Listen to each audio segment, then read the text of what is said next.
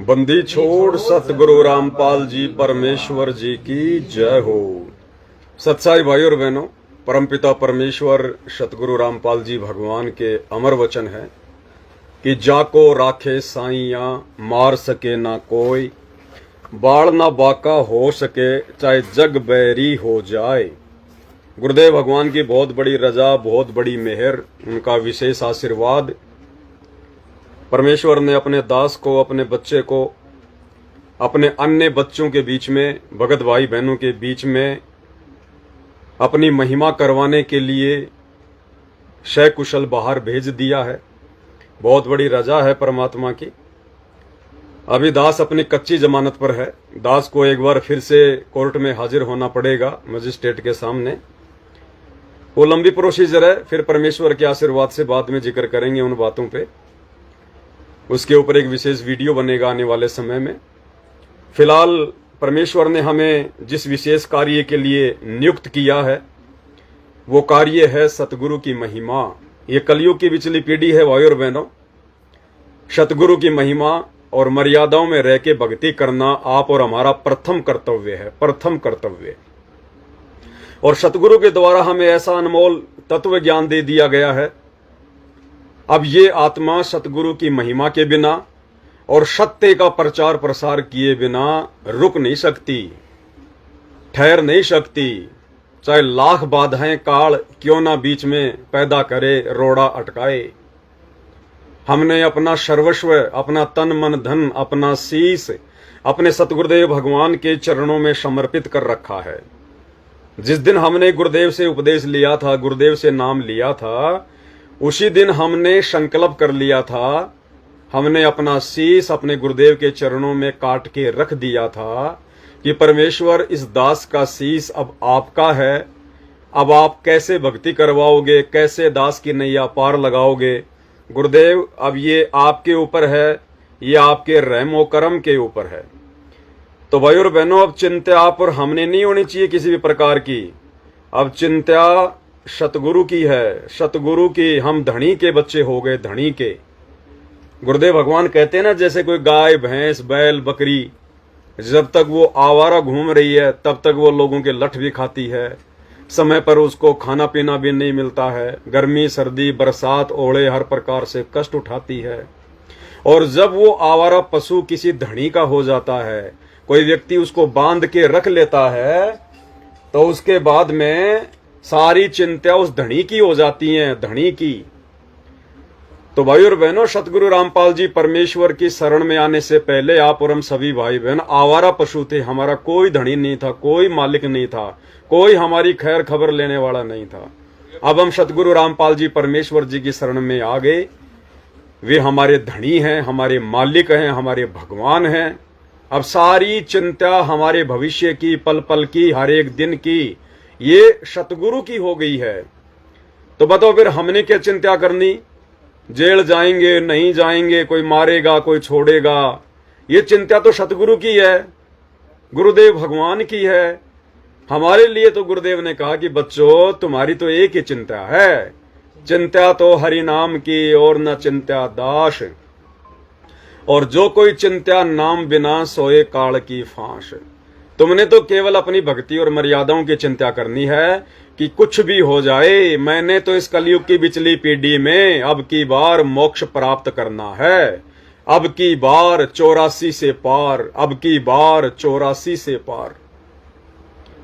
तो आप और हमारा एक ही टारगेट होना चाहिए सभी सत्सेवक भाई बहनों का कि हमने अपने गुरुदेव भगवान को नाराज नहीं होने देना। ये सारी परीक्षाएं गुरुदेव भगवान की तरफ से हैं। काल प्रेरित आत्माएं अपने कर्म फोड़ रही हैं और सतगुरु प्रेरित भाई बहन अपने कर्म बना रहे हैं, सतगुरु को प्रसन्न कर रहे हैं। जब हमारे सिर पर धनी बैठा है कि सिर पर साईं सत्य है, फिर तो को क्या भय रे।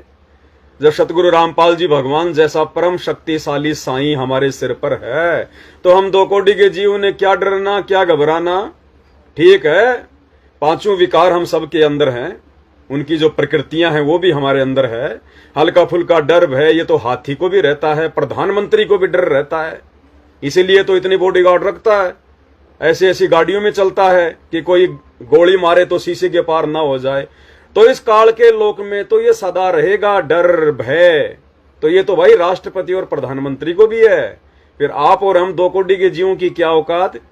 लेकिन जो विश्वास परमेश्वर ने आप और हमारी आत्मा में भर दिया, वो विश्वास उस प्रधानमंत्री और राष्ट्रपति की आत्मा में नहीं है।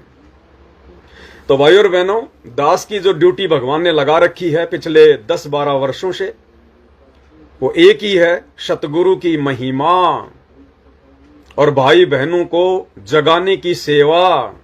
तो ये सेवा तो भाई जब तक इस पवन दास की ये मुंडी सही सलामत है, ये गर्दन सही सलामत है, जब तक ये जीभ चल रही है, जब तक इस शरीर में श्वास है, तब तक ये कार्य नहीं रुकने वाला है। चाहे काल भी साक्षात धरती पे क्यों ना आ जाए, मेरी कोई औकात नहीं है। मैं तो रास्ते का तिनका, 2 कोटि का जीव, मिट्टी का पुतला। लेकिन मेरे सतगुरु पर मुझे विश्वास है, मेरे सतगुरु पर मुझे दृढ़ विश्वास है कि धरती पर स्वयं नरसिंह भगवान, कल्कि भगवान, सतगुरु रामपाल जी प्रकट है। और जब वो त्रेता में भगत प्रहलाद की रक्षा कर सकता है, तो वर्तमान में तो साक्षात हम उनकी शरण में हैं और अपने ओरिजिनल सतलोक के रूप में सतगुरु रामपाल जी भगवान धरती पर प्रकट है। तो बताओ फिर हमने कहीं की चिंता, जब सतगुरु हमें अपने हाथों में उठा के चल रहा है, तो हमने किस बात का डर, किस बात का भय। अगर यहां डरने लग गए तो भाई जब कल को ये शरीर छोड़ के सतलोक जाएंगे तो 12 करोड़ 14 करोड़ यम के दूत आएंगे, ले लेके हाथों में भाले लठ। फिर उनका कैसे सामना करेंगे? क्या भागने से वो छोड़ देंगे? क्या डरने से, हाथ जोड़ने से वो छोड़ देंगे क्या? गुरुदेव ने बताया कि बच्चों, तुम्हारे पास में सबसे बड़े अस्त्र शस्त्र सतगुरु का सुमरण। तुम्हें जो सुमरण मिल गया है सतगुरु का, अपने सुमरण में ध्यान रखना। उनके भाले से लगेंगे, उनके तीर से लगेंगे उनके। तो भाई और बहनों, ये कलयुग की बिचली पीढ़ी है, परमात्मा की बहुत बड़ी मेहर है। दास को परमात्मा ने 5-10 दिन के लिए बाहर भेजा है, तो भाई दास तो रुक नहीं सकता, चाहे परमात्मा 1 दिन के लिए भेजो और चाहे पूरी जिंदगी के लिए भेजो। मेरा तो काम ही केवल सतगुरु की महिमा है, अपनी भक्ति है कि जिब्या तो बाए भले जो रटे हरि को नाम, नहीं तो काट कर फेंक दियो मुंह में भलो न चाम। तो बाकी चिंता सतगुरु के ऊपर, हमें चिंता है केवल सतगुरु की मर्यादाओं की। तो आज रात्रि 9 बजे सभी भाई बहन दास के Facebook page Pawan Das is live के ऊपर लाइव जुड़िएगा। सभी भाई बहन मिलके पहले की तरह सतगुरुदेव भगवान की महिमा करेंगे, उनके शब्द गाएंगे और परमेश्वर के विषय में और जानेंगे, ताकि हमारी आत्मा को दृढ़ता मिले और हम सभी भाई बहन इस काल के साथ में टक्कर लेने के लिए तैयार हो जाएं, टक्कर के लिए। क्योंकि आप और हमारे हथियार, ये लकड़ी, डंडे, हाथ, मुंह मारना, पैरों से मारना, ये हमारे हथियार नहीं है।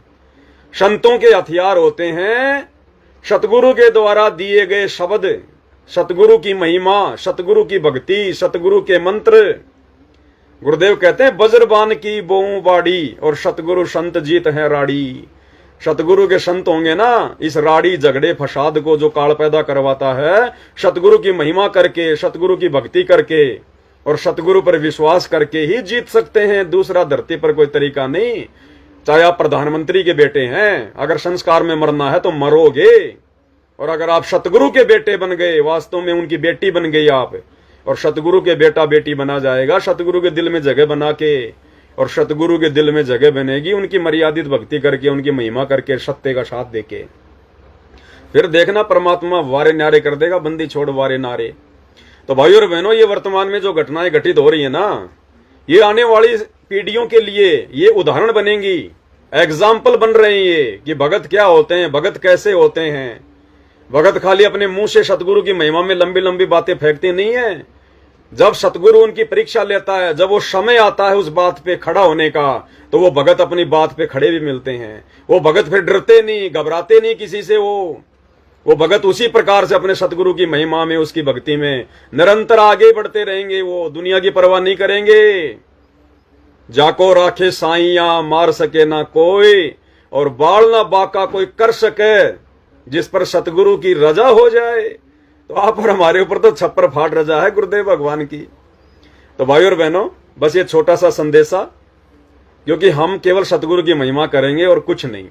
हाँ, बीच में कोई टांग अड़ाएगा, वो चाहे शतलोक आश्रम वाला हो चाहे जगत वाला हो, तो ज्ञान आधार से, गुरु जी के वचनों के आधार से फिर उसका पोस्टमार्टम भी करेंगे भाई और बहनों। आप और हमारी तो सेवा ही ये है। अब काल तो अपनी कोशिश करेगा, क्योंकि दास बार बार कहता है कि काल का तो एक ही हथियार है, डर पैदा करना, भय पैदा करना, कि ये आत्मा डर कर भय मानकर ये बैठ जाए, या तो भक्ति छोड़ दे या सतगुरु की महिमा करना छोड़ दे। क्योंकि सतगुरु की महिमा से भाई और बहनों हमारी कितनी भक्ति बन रही है, आप और हम आइडिया भी नहीं लगा सकते। हम असंख्य युगों से यहां पड़े हुए हैं, असंख्य युगों से।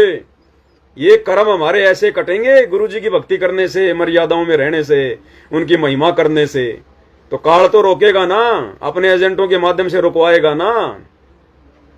अब भाई सतगुरु जिसके साथ में है, सतगुरु अपनी जिन प्यारी आत्माओं को अपनी गोद में उठा के चलता है, फिर उनको क्या टेंशन, उनको क्या चिंता। एक छोटी सी कहावत दास को याद आ जाती है। एक आदमी बहुत दुखी हुआ, बहुत परेशान हुआ, और इतना दुखी कि उस समय सबने उसका साथ छोड़ दिया, सबने उसका साथ छोड़ दिया, कोई उसके साथ में नहीं था। ऐसे समुद्र के किनारे चिंता में ऐसे टहलते टहलते जा रहा था वो नंगे पैरों, और वो मन में अपने भगवान को कोस रहा था कि परमात्मा, आप तो कहते हो कि आप दीन दुखियों के साथी हो, आप अपने भक्तों पे कभी दिक्कत नहीं आने देते हैं, और देखो मैं मुसीबत में अकेला हूं, मेरा कोई साथी नहीं है। ये सोचता सोचता वो जा रहा था उधर से। थोड़ी देर के लिए सो गया, आंख लग गई, तो स्वप्न में उसके परमात्मा आए, उसके गुरुदेव भगवान आए। तो स्वप्न में भी उसने वही शिकायत करी, क्योंकि परमात्मा कहते हैं तो रिहर्सल है, जैसा दिन में सोचेंगे वैसा ही रात को हमारे को स्वप्न आएंगे। तो स्वप्न में उसने वही शिकायतें अपने गुरुजी से करना शुरू कर दी। गुरुजी, आप तो मुसीबत में भी साथ नहीं आए, मैं तो अकेला रह गया, संसार ने मेरा साथ छोड़ दिया, और कौन था आपके अलावा मेरा। तो परमात्मा ने कहा कि बेटा, मैं तो तेरे साथ में हूं, और है कौन नालायक, तू जो चलता चलता आ रहा था ना समुद्र के किनारे, तो मैं तो था तेरे साथ में, और कौन था। तो उसने कहा कि महाराज क्यों झूठ बोल रहे हो, कोई नहीं था मेरे साथ में। तो आप चाहो तो मैं आपको मेरे पैरों के निशान दिखा दूं, केवल मेरे पैरों के निशान है, आप कह रहे हो मैं तेरे साथ में था। तो उसके गुरुदेव ने कहा, रे मंदबुद्धि प्राणी, अरे गधे, मैंने तेरे को मेरी गोद में उठा रखा था, और वो नीचे जो पैर के निशान थे ना, वो तेरे नहीं थे, मेरे थे। जाकर फिता लेके नाप ले, तेरे तो आती है 7 इंच की चप्पल, और वो पैर के निशान है 10 इंची के। और जब उस भगत ने जाके देखा, वहां पर उसको नापा, तो वो तो 10 इंच के थे, उसके खुद के पैर 7 इंच के। तो उसके भगवान ने कहा कि नालायक, मैं हमेशा साथ में हूं, तेरे को अपनी गोद में उठा के चलता हूं मैं। तो ऐसे भाई और बहनों, वो ही भगवान सतगुरु रामपाल जी परमात्मा सारी लीला भिन्न भिन्न रूपों में, भिन्न भिन्न देश काल परिस्थिति में यही भगवान करता है। ये अनंत कोटि कलाओं का स्वामी है परमेश्वर। करोड़ों अरबों खरबों हम सोच भी नहीं सकते, काउंट भी नहीं कर सकते, इतने रूप परमात्मा एक ही समय में धारण करके लीलाएं करते हैं। तो भाई और बहनों, आप और हमारे ऊपर, सत्सेवक भाई बहनों के ऊपर गुरुदेव भगवान की फुल टू फुल रजा है। एग्जाम्पल आप देख भी रहे होंगे भाई और बहनों, आपके सामने है। जिस प्रकार से काल ने अपना भयंकर जाल मेरी इसार की तारीख में फैलाया था, ये दास आज आपके सामने नहीं होता सतगुरु की महिमा के लिए, लेकिन परमात्मा ने रख दिया है तो रख दिया है, तो फिर हमारी भी जिम्मेदारी बनती है और अधिक दृढ़ होकर और अधिक हिम्मत पैदा करके अपने गुरु पर विश्वास करके इसी प्रकार से हम उनकी महिमा में आगे बढ़ते जाएं। इस जीवन का कोई भरोसा नहीं है कितने दिन का है, कितने समय का है, और जितनी भक्ति कर लेंगे, जितनी मर्यादा में रह लेंगे, जितनी महिमा कर लेंगे, वो हमारा असली भक्ति धन है, वो हमारे साथ जाएगा। तो ये मौका हम क्यों चूके भाई और बहनों, हम कोई डकैत नहीं, हम कोई मर्डर नहीं, हम किसी की हत्या करने का कोई इरादा नहीं करते, हम तो चींटी मारने का भी हमारा कोई जो है सांस नहीं है। बताओ फिर डरना किससे, घबराना किससे, बाकी सतगुरु संभालेगा, आगे का काम सतगुरु का है, क्या करेगा और क्या नहीं करेगा। तो भाई और बहनों, आज रात्रि 9 बजे सभी भगत भाई बहन सतगुरु की महिमा में दास के फेसबुक पेज पवन दास इस लाइव के ऊपर लाइव जुड़िएगा। और ये झटके भाई और बहनों इसी प्रकार से आते रहेंगे, ये तो जब तक जिएंगे तब तक आएंगे। ये आप भाई बहनों की भी ये परीक्षा थी, और मुजदास की तो परीक्षा चल ही रही है भयंकर वाली, लेकिन आप भाई बहनों की भी ये तगड़ी वाली परीक्षा है। जरा भी अगर किसी का मन में दोष आ गया सतगुरु के प्रति, साथ संगति के प्रति, अगर जरा भी दोष आ गए तो परमात्मा उठा के पटक देगा। मालिक हमें 24 कैरेट सोना बनाना चाह रहा है, 24 कैरेट सोना, कि हम दृढ़ विश्वासी हो जाएं। और ये नहीं कि भाई पवन दास जेल में चला गया तो अब क्या होगा, फलाना दिखना। कई भाई बहन जैसे कमजोर दिल वाले दास ने सुना कि वो रोने भी लग गए थे, कोई बात नहीं, हम भी आपस में भाई बहन है, हमारा भी एक प्रेम है, आंख में आंसू आ सकते हैं दुख में, परिस्थितियों में, दिक्कत नहीं, लेकिन विशेष प्रेम विशेष प्यार केवल अपने गुरुदेव भगवान में। और ऐसी परिस्थितियों में तो हमने और ज्यादा दृढ़ होना चाहिए कि अच्छा हुआ पवन दास का टंटा कट गया, जेल में गया है। हमें तो सतगुरु में वहां का मौका ही नहीं मिलता था, वही लाइव आता था, वही लाइव आता था। अब वो गया 3-4 साल के लिए, कम से कम हम तो लाइव आएंगे, हम तो भक्ति करेंगे भगवान की, सारी सेवा वही वो खा रहा है, वही वो छीन रहा है। तो ये सोचना चाहिए आप लोगों ने, ये नहीं कि अब क्या होगा, पवन दास जेल चला गया उसके साथ क्या होगा, फलाना दिखना, कुछ नहीं है। हमने अपने बारे में सोचना है, प्रथम आत्म कल्याण है, बाद में भगत भाई बहन है। तो ध्यान रखना इन चीजों का भाई और बहनों, ये परीक्षाएं होती हैं, ये हर प्रकार से परमात्मा चेक करेगा। हमारी विशेष आस्था विशेष श्रद्धा केवल अपने गुरुदेव भगवान में। बाकी इस पवन दास से अगर भक्ति मार्ग का कोई लाभ तुम्हें मिल रहा है तो उठा लो, इससे ज्यादा पवन दास की तरफ ध्यान नहीं देना बिल्कुल भी।